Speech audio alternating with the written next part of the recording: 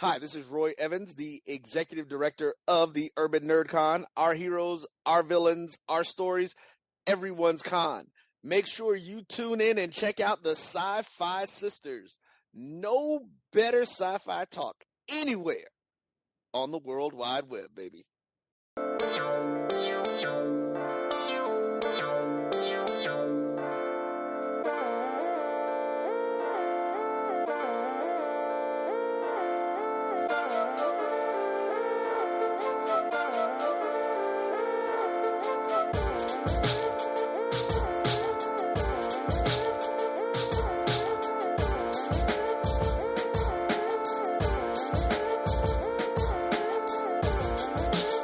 Hey, everybody. Welcome to the Sci-Fi Sisters podcast, where we give you our point of view.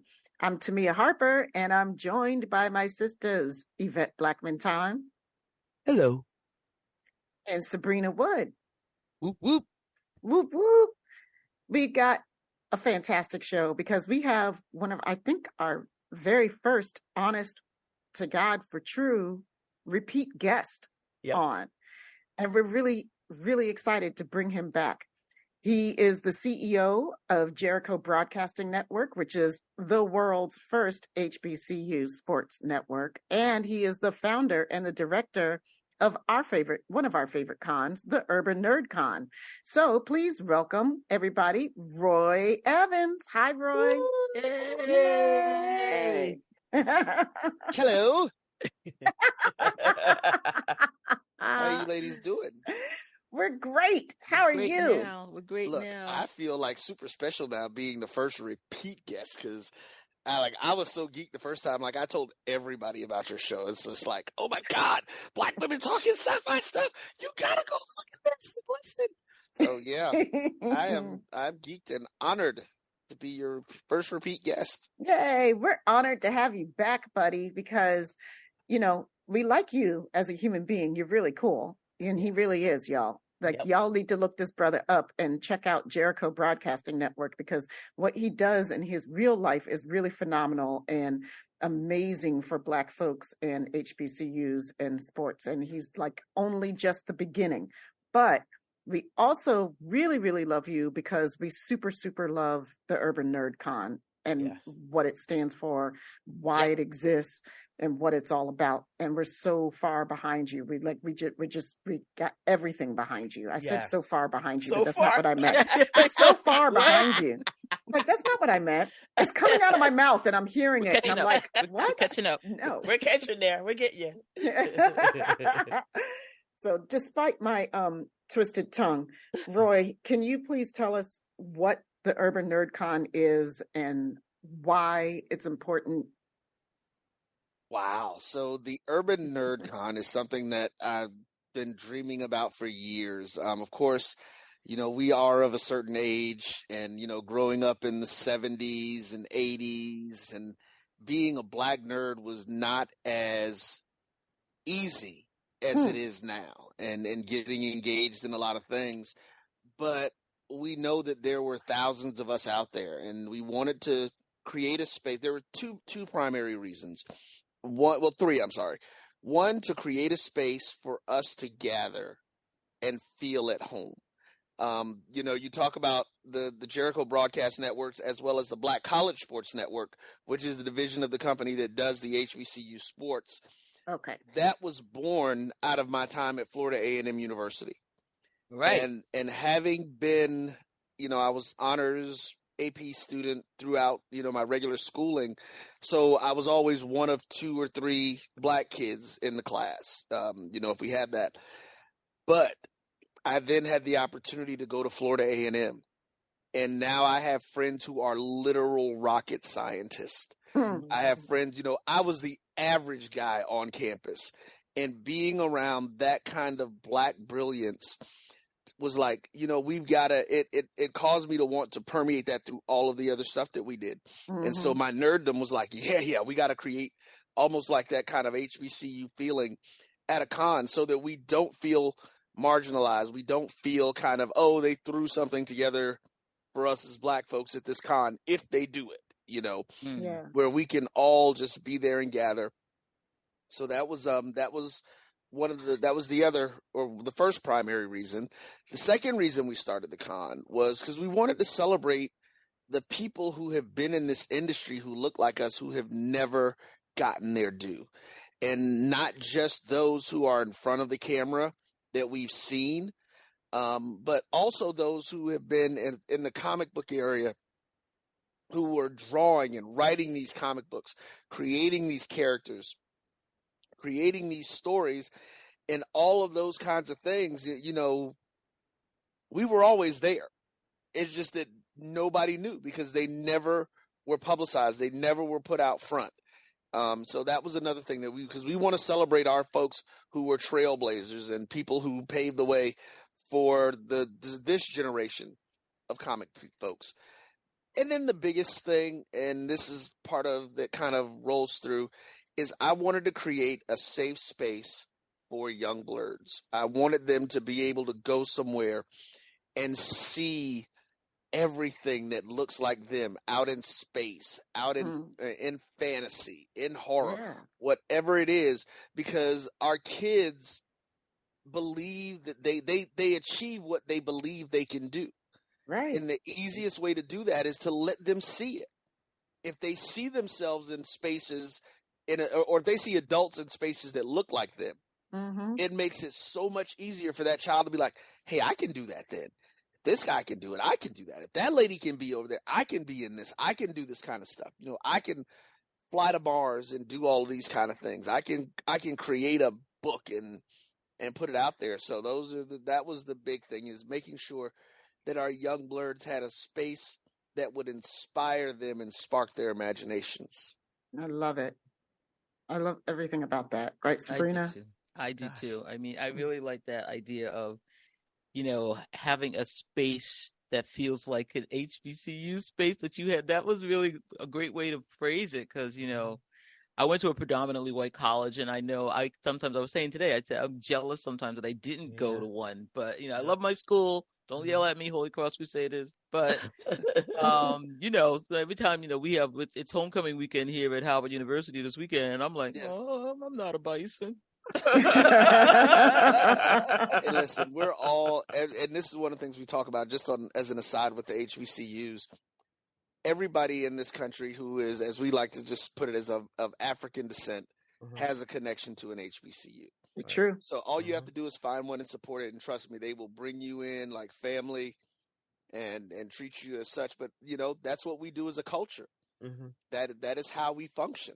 And very so that's the key to it, you know. And I spent time, you know, I tell people I actually spent time at a PWI, predominantly white institution too, and it was a completely different feeling. So I'm speaking from the experience of both sides. That's great. I love it. I wish I had that experience of both sides as well. Oh, me too. You know, but We're gonna go to Urban NerdCon and get a little bit of it. Yeah, I was about to say exactly. And we'll have that. You'll get it. So now, last year at the con, one of the things that we loved the most, and I think one of the things that resonated the most with our listeners, was the Young Nerd badges and the opportunity to sponsor, you know, and provide badges for young kids. Can you talk about those a little bit? Oh, listen, I absolutely will. Like I said, the young nerds are our biggest mission in this.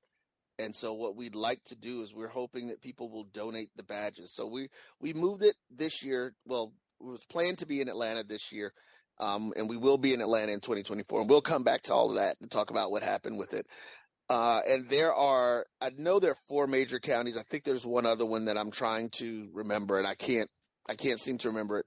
Our goal is to be able to give a minimum of 1,000 badges to each school district and have the kids come out and they can pick it out. And we're going to tell them, it's like, hey, we're going to push this thing and use it as a reward for academic success, for social success in the classes and things of that nature. The badges are $25, but out of that, every child gets $10 to spend at the con. They will, and the goal for that is that we don't want any child to leave the event without something, again, that sparks their imagination. And I have to do a quick shout out because when we did this year one in Montgomery in 2022, and I can't think of his last name, but David Gregory. One of your It's David Gregory. Yeah. Yes. You're listening. Dude, you are the bomb. Yes, he is. David supported it and he sent it in. Even when we had our issues, he's like, keep it then. We know you're gonna get this thing moving again. Yep. And I'll do more. So we want to thank David. And I'm gonna say that now because I think I told Yvette about this. David, we got some special stuff for you coming to the con this year. Because of the fact that you were so supportive of those young nerd badges too. Yep. Yeah, David is a brother that I wish everybody in the world had an opportunity to meet because, we've been so blessed to get to know him during our journey. I'm putting him on blast because he's an extremely humble human being who is just embodies a deep well of generosity and love. And he's the type of brother who puts his money where his mouth is, he takes the actions. He doesn't just talk the talk, he walks the walk in every aspect of his life. And he's such a amazing human being that, he's just really blessed all of our lives. So David, we love you to pieces. Thank you. Yeah, my little digression. Sorry, go ahead. No worries. It was good. Well, this is another thing that that I'm jealous of because the first con I ever went to, I think I was 17, but that's because it was the first con. It was the very first con. Right? I went to you should qualify that. I had been to the first Star Trek convention ever, and I was 17. So cool. That's so cool that you were there. I was there, boy. I was there from day one. But I wish I could have. That's awesome. Oh my God! I know I'm that. You know what? Right. So I am so jealous of these kids that get to go to cons and at 8, 9, and 10 because I would have been so loving that at that point. So that's just the age where those eyes are wide and they're just seeing all this stuff, and I love to watch them. Find his stuff and just, I can't wait to see him. I'm so excited about that. I really love it when kids get into sci-fi. That is one of my favorite things to see. Yep. Yeah.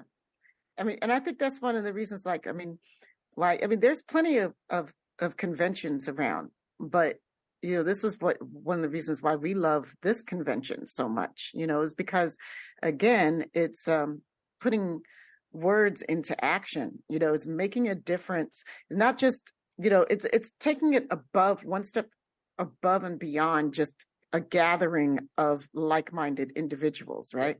We're a gathering of like-minded individuals with a purpose, and particularly to be able to help in any way young nerds, and specifically, and a lot of times young Black kids mainly, that's our emphasis. That's a beautiful thing to us, Yeah, listen, we make no bones about certain things, and this stems from the top down as far as the Jericho broadcast networks.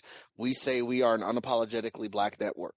We are our stories, again, our story, our culture, our view of these things. But what we also say is that we create content that any reasonably intelligent person will enjoy. Right. And so that is something, we like to say that we have more in common than we have apart, but you have to be able and willing to look at those differences and be like, oh, wait a minute, I actually do kind of do that, just be honest with yourself. Yep. I love it. So we got some good pricing coming up too. But before we get into pricing, can we talk? I'm sorry, I want to take us a little bit back. I want to go. Can we talk about some of the guests who will be coming this year? Sure, we can do that. We can definitely do that. So we're gonna go back. One of the things that happened again, which I know we'll talk about, the reset, is that we're going back to what we like to call our core group of guests, who are our first group of folks that we're expecting to be there, and these are the folks who were actually at the 2022 con down in Montgomery. And so we're looking at having as we like to call her now, Auntie Adele Simmons. Yay! Who, Star Trek. Listen, we were Star Trek heavy, of course. We know that. So Adele Simmons, Dave Fennoy, voice actor, Kevin Grievous, who's done Star Trek, and also is the writer of the Underworld series. Anthony Edwards, who from Enterprise. Anthony Montgomery. Montgomery.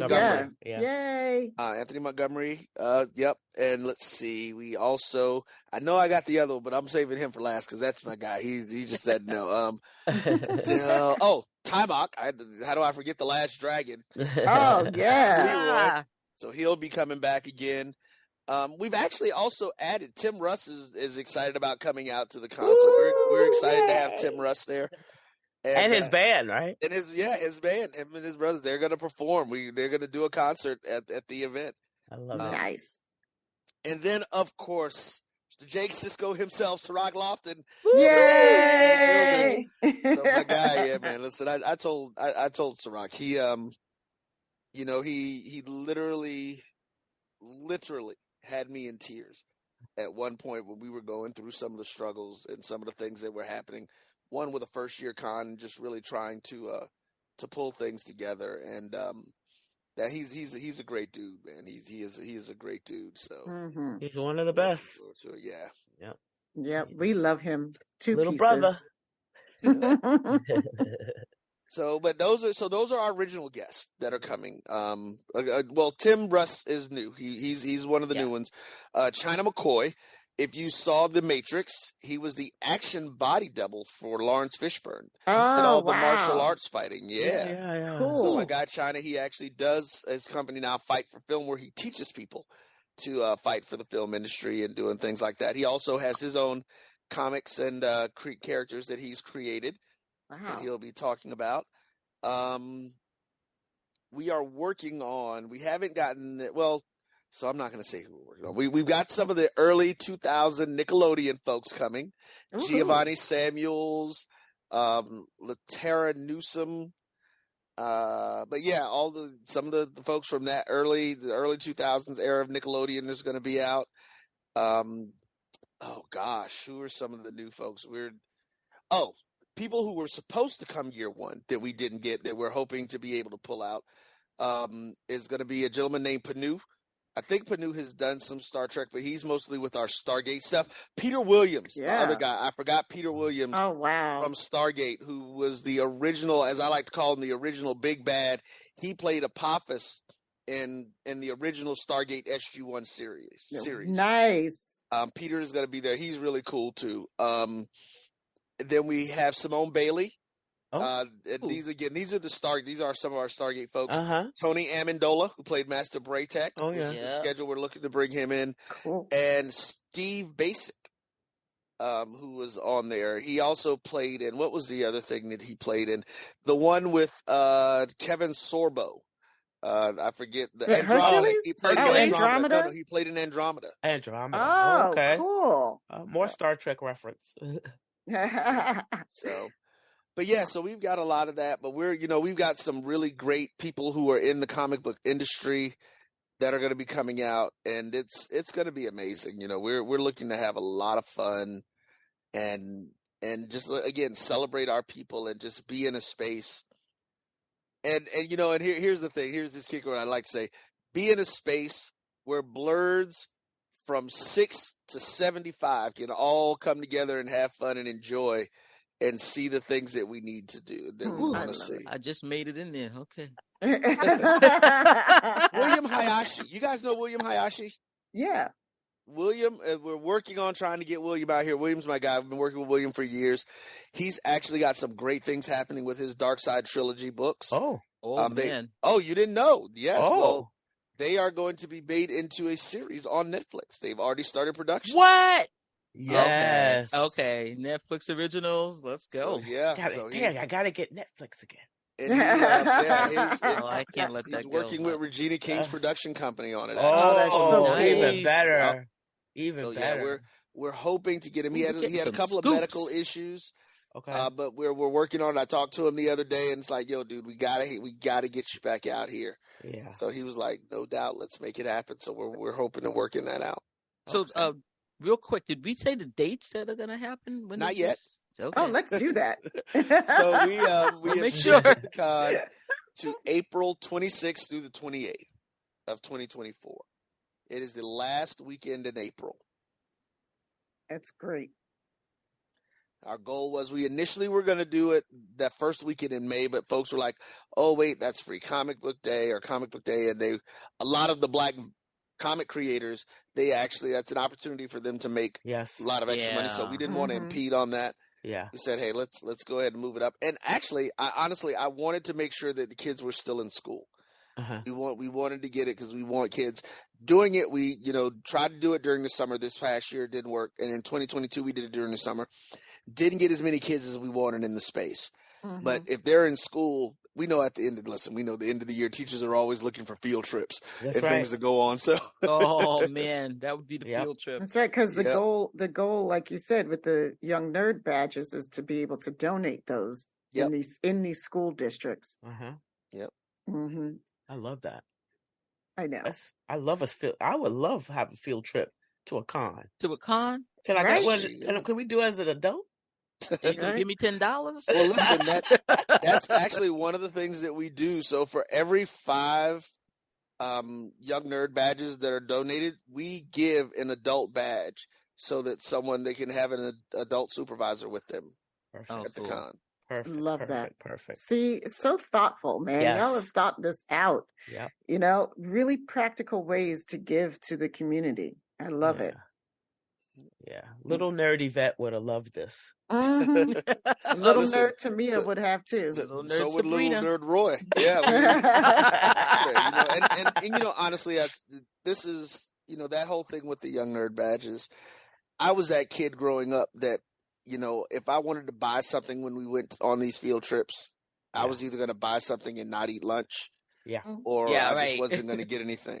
Mm-hmm. Yep. And, there were times, where I'd saved up my money and I was able to do some extra things. But then, you see your classmate who didn't have that opportunity. And like I said, I don't want any kids leaving our space without a smile on their face, whether it's something that they did while they were there or something that they took with them that leaves with them when they get out. So that's right. Because they each awesome. They get little bags, right? Like with their little badges.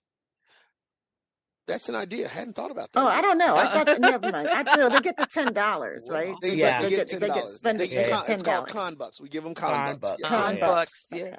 I just had a flash of like the 4 of us as little kids with Roy, and I don't know what parent would have been minding us of the 5 of us running around. $50. I'm everywhere. I'm like, oh look, hey, Roy, come over here. Right. It would have been off. Y'all have been looking for me. I know. I don't know, Ma. We would have found you at one of the comic book creators. Yeah, that's where I would have been in the comics. That's exactly what I've been. It's like we all went that TNG episode where everybody turned into kids. Sabrina would have had on Guinan's big ass hat. Oh, man. Would you have the hairband that you? I would roll. If I got the no, yeah, I'm gonna be. I'm the kid that's like running around. Like I said, no. There wouldn't have been a Picard in our group. No. Oh my God! I'm a Photoshop that. Roy, you gonna get a picture of Photoshop? Hey, I'm all for it. Urban Nerd Con badge is here. I also had when you said that too, Roy, I had this great image of all of us as Peanuts characters. Right. Oh my goodness. Trooping along like you had your feet moved when they all moved as a group. Yeah. Now that just made me remember the old Fat Albert cartoon. Right. Oh my God! Oh my God! Bouncing as the whole little pile of us just walking around. So, yep. Fat Albert. Oh my God! Now the song is in my head. Right. Little kid. And for those of you all who don't know the song for the intro to Fat Albert, please Google it. Go ahead. Google it. Go ahead and YouTube it. Pull it up. Pull it up on YouTube, and your Yes. whole world will be Yeah, better. you can thank us later. Yep. So it's not just the kids that you're serving. What else have you got ready to whip up for everybody that's coming to the con? Oh wow! So Us we're old definitely going to folks. do some cosplay. You know, we're expecting some great cosplay stuff. We're definitely going to do a showcase. We're working on whether or not we're going to do some competitions with different things. For the cosplay, we've got a gaming lounge. Retro Gaming Lounge is one of our partners who's been there with us. So the kids will be able to go and do free gameplay Cool. throughout the con. Nice. Yeah, that's good. Oh my goodness. Oh, and then we will also have some grown folk spades being played. That's yes. Yeah, I gotta have spades. So Mhm. listen, that's part of that whole HBCU culture. We gotta do it. That's black period. That's just Exactly. blackity black. Showing up at the barbecue. That's right. That's right. That's what all the black And kids all at that the kind of PWI stuff. were playing. Right. So listen, that's one of the things. Like I say, we get together, you get 4 or 5 of us, and there it is. It's like That's it. there's Hello. enough for the game. The panels, I mean, I think our panels are just gonna be amazing. The folks that we have coming in are just, I mean, it's you know, we're putting some things together, but we're also still taking suggestions. We're Okay. still looking for things and see what people want to do. You know, we've definitely going to do some voiceover panels and workshops. Oh, great. Ooh, You that know, is hot. some creating comic pages and, you know, character development, all those kind of things. We're going to probably do a couple of sip and draws, sip and Oh paints. Lord. So I did a bunch of those this summer. yeah, yeah. You So were sipping, huh, girl? Ooh, and paint came out good. I was like, ooh, thank God for sipping. But did Yeah. it look good the next day too? No, not at all. Yeah, that's my point. I rest my case. there you go. So is there are you guys doing like any fan-led panels at all? Yeah, all you have to do is People submit 'em. having yeah, so go ahead. Yep. Yeah. We had a couple. I can't remember what they were. Fabulous young lady by the name of Renee Cooper has been in charge of coordinating our panels and stuff. But there is space for fan panels. All you have to do is submit them. The site will go back active November 1 with all the new stuff for people to be able to start back submitting. And, you know, because we're going to verify if the folks who signed up for those panels before that we had are still coming through and all that kind of thing. And then we're going to go ahead and start opening it back up for more folks to come out and get engaged. Fantastic. I'm really looking. Everybody, get your panel ideas ready. Mm-hmm. Yep. So can you give us the website? TheUrbanNerdCon.net. So now we've got all this deliciousness out there, right? To whet everybody's appetite. Now tell them the real deal, Roy, because they can get all of this programming for a song. Just about. Mm-hmm. $50. That is our base ticket price to get you access to, you know, pretty much everything based on, you know, of course, limitations of space and all of those kind of things. You know, that all the pretty much the majority of the regular panels and all those things. But yeah, the $50 that's the adult ticket price for the entire weekend. Until January 31st. That's right. All right, 2024. You know, that's part of the challenge that we had. We have to get better at buying our tickets for things that happen. You know, and I don't know if we want to just go ahead and get into this now before we jump into the pricing. Yeah, go ahead. We did have to postpone the con this year.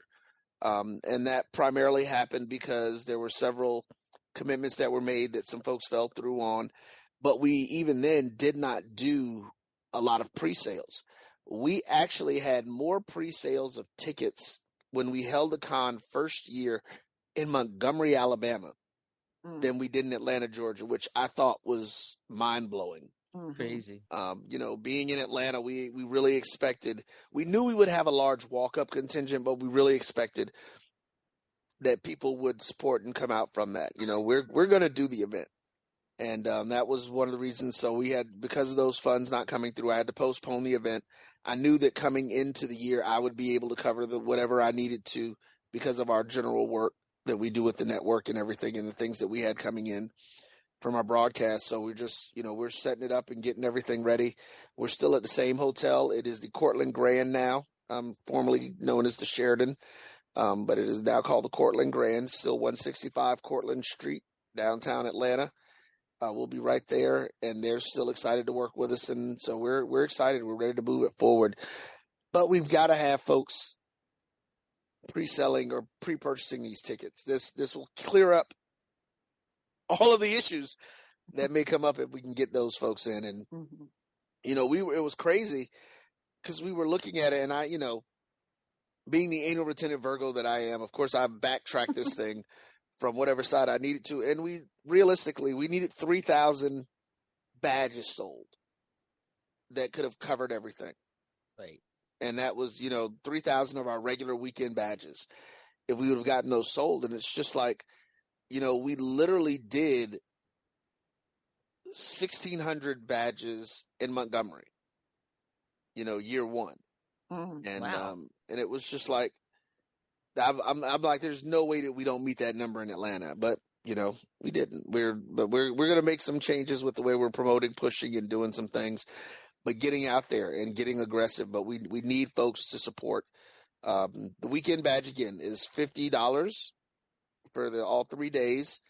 Then we have what we're going to call our tracked badges. We know we're going to do Star Trek, Stargate.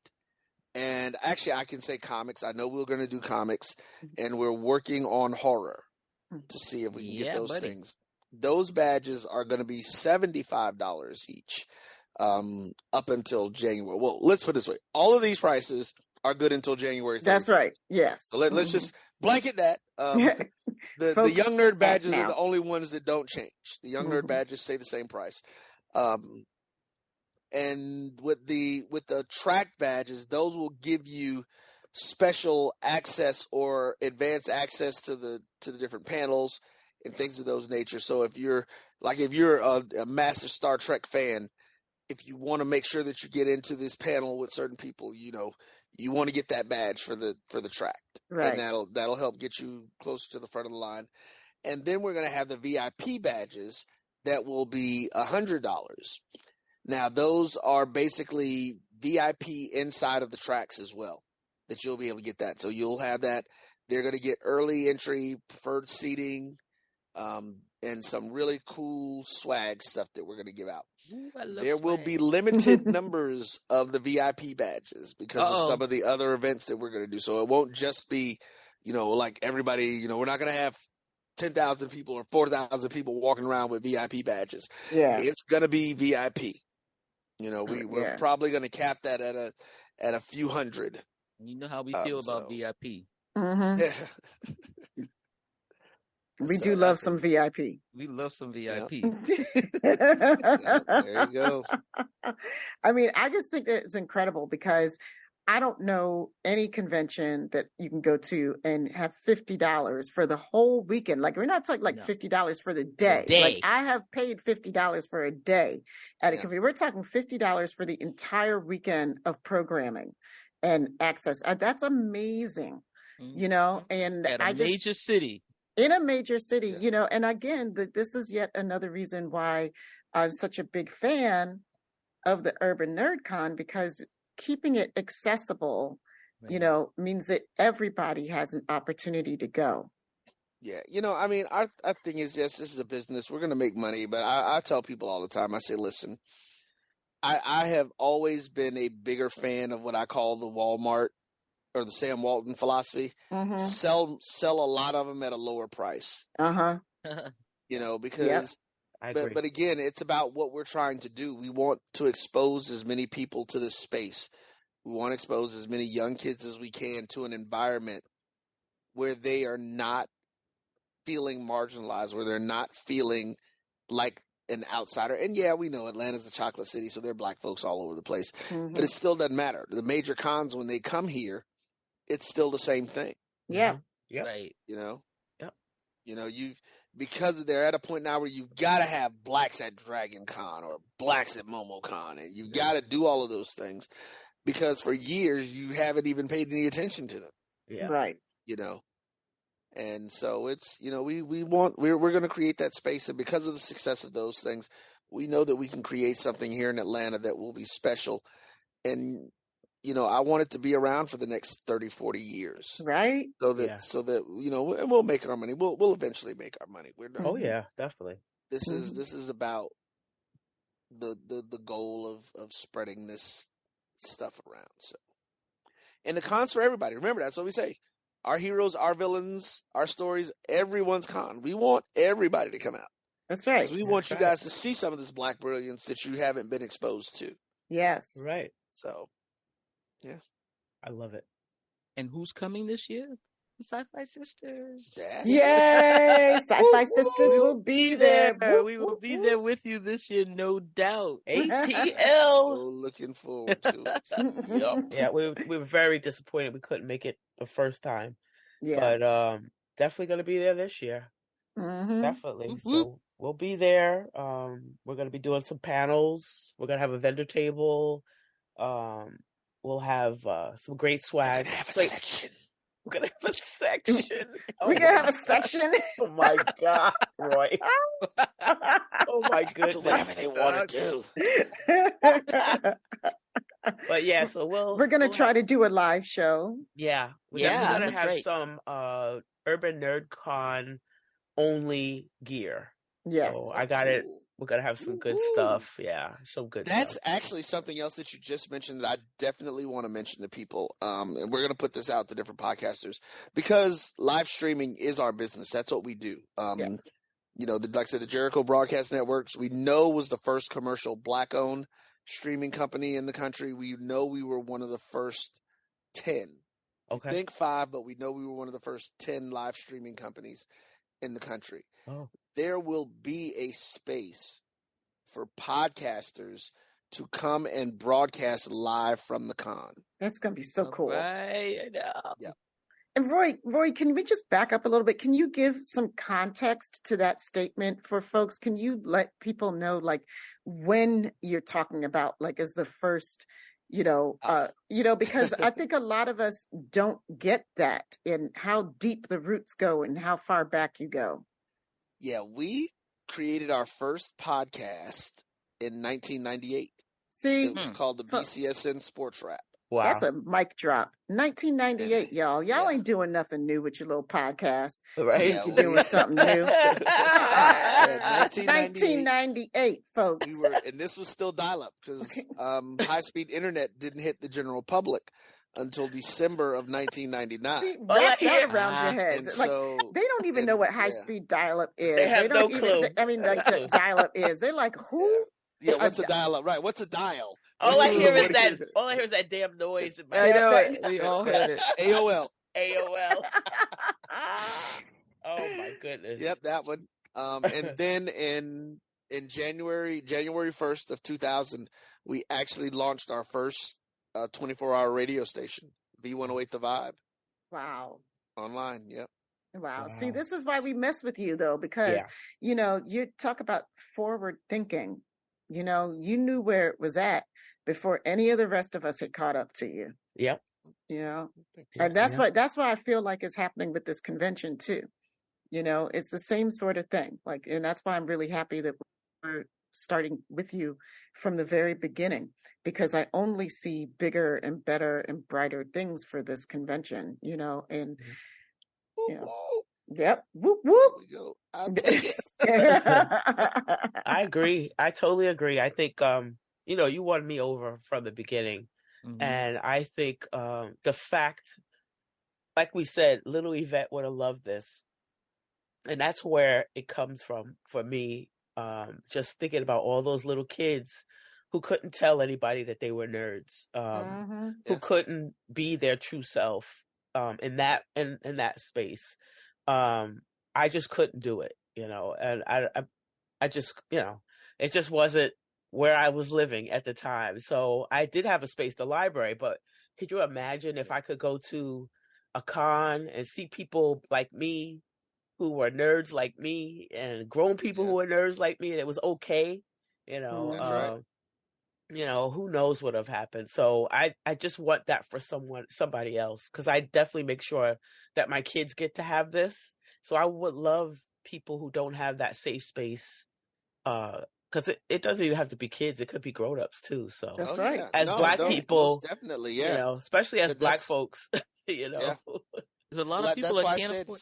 6 to 75. We want Yeah. us all to be able to go somewhere and feel comfortable, Yeah. and just Yeah. and be able to go in and bask in it and sit there. And it's because I don't think people really understand when we were at the first one, and it was with all the running around I was doing, it was just this amazing moment when I was sitting there resting, and I was sitting on the main stage, and I was just looking out, and I'm like, these folks are here and they're having fun. These kids are running around. And then there's these older folks, and we're all sitting in here just talking about, reminiscing about, man, did you watch Doctor Who on the TV late at night? And then, and just all of this stuff, and just remembering, of course, we mentioned Michelle Nichols, and just, just everything. We just, it was like, this is what we have to grow. That's what this is a place where we can feel free to be who we are. That's it. And in every sense of the word. And I think it's funny, we know, all of us know the term, because it's normal everyday life for Black people. It's called code switching. Oh yeah, definitely. But we don't we want a space where we don't have to code switch. Just be who you are. If you're a horror freak, horror nerd, be that. Yep. If you're sci-fi, be that. If you're fantasy, be that. It doesn't matter. Just be who you are and be in this space and enjoy it. And the crazy thing that happened with me also is that we had a lot of folks of other ethnic groups, and they were just like, they were looking at the artists and they were like, oh my God. They were just like seeing all the artwork, all the comics. They were like, we had no idea that there were this many Black people doing comics and being engaged in it, and just being in the space. Or I had no idea. Like, one of the biggest oh wow moments for a lot of folks was finding out that Kevin Grievous actually wrote the Underworld series. That is his series. He created that. Wow. And they were just like, yeah. they're like, wait, you mean the big black werewolf guy? I was like, yeah, the big black werewolf guy. He was the one that actually wrote that story. That was him. So, yeah, those are those things that we want to open up other people's eyes to. Right. Right. Because we know a lot of the times, but even though a lot of times we don't know, Oh, listen, I didn't know. I love the Underworld movies. And when I first found out, he's an HBCU grad, went to Howard University. He's also a member of Alpha Phi Alpha. Yeah, he's just all over the place. So, wow, it was cool. And then we're all like, oh my gosh, I can't wait. This. Can the con be tomorrow? I wish. That means all the prepping work would be over. I know, right? Yeah, right. Exactly. Because there's so much work to go to start. We have a lot of work coming up, and I think it's going to be. I love the partnership that we have, and our excitement makes it even more fun. You know what I mean? When we talk about it, because I think we all smile when we say it. When we say the Urban Nerd Con, and we kind of like smile a little bit. That's what we're gonna keep it. That's what it is. It's about that feeling. Yeah. We are so excited to be working with you again, and to have a bigger role and be able to actually participate actively in the convention this year. And we want everybody else to get excited about it too. Come on, Mothership, and y'all jump on board, because we're gonna fly the Mothership on down to the ATL, and land right there. Bring some sci-fi sisters for your ass, baby. That's right. We're gonna bring them all. We're gonna bring them all down. The whole posse's coming. The whole posse. Cannot wait. Well, wait. So, well, Roy, thanks so much for being on the show tonight. We're really excited, and folks, get those badges nice and early. That website is going up November 1st. So it's going to be out there before you know it. Go ahead and pick up your $50 badge and go ahead and sponsor a Young Nerd badge, more importantly, too. All of these things can be done so nice and quickly and easily. Exactly. Give it as a gift for somebody. It's only $50, That's a great gift. What a great Christmas gift. Right? That's right. To give out to someone, what a great Christmas gift. So let's do this. Let's do this, folks. That's right. Thank you so much, ladies. Thanks, Roy. We love you. Yay. So, Yvette, can you tell folks where they can get in contact with us if they have thoughts on the Urban Nerd Con or have questions or just want to say hi to Roy? I sure can. You can find us at sci-fisistas.com. That's SYFYSISTAS.com. Join us on the Mothership. That's MUTHASHIP. And the Sci-Fi Sisters Book Club, both on Facebook. On Instagram, TikTok, and Threads, sci-fi.sisters. And we are also on that platform formerly known as Twitter at Sci-Fi Sisters. For more interviews in our infamous Top 10 series, subscribe to our YouTube channel at Sci-Fi Sisters Inc. Become a patron of Sci-Fi Sisters today at patreon.com/Sci-Fi Sisters. The Trek Geeks Network's presenting sponsor is Fansets. Go to fansets.com for pins and memorabilia for all your favorite franchises. Visit fansets.com and use Trek Geeks, all caps, for your exclusive 10% discount. After listening to this podcast, please rate us and write a review. We may just read it on an upcoming episode. We want to say thank you to the baddest engineer in any and all universes. He's Dose, the anonymous one. He's responsible for all the Dose. I forgot his theme music again. He's responsible for all the music you hear on our show, except for his theme music, which we wrote because we're super talented, as well as production skills. And if you need him, hit him up on Instagram. He's Dose_the anonymous_1. And that's it for us today. Urban Nerd Con, let's go. April 2024, y'all. Woo-hoo. Get those badges.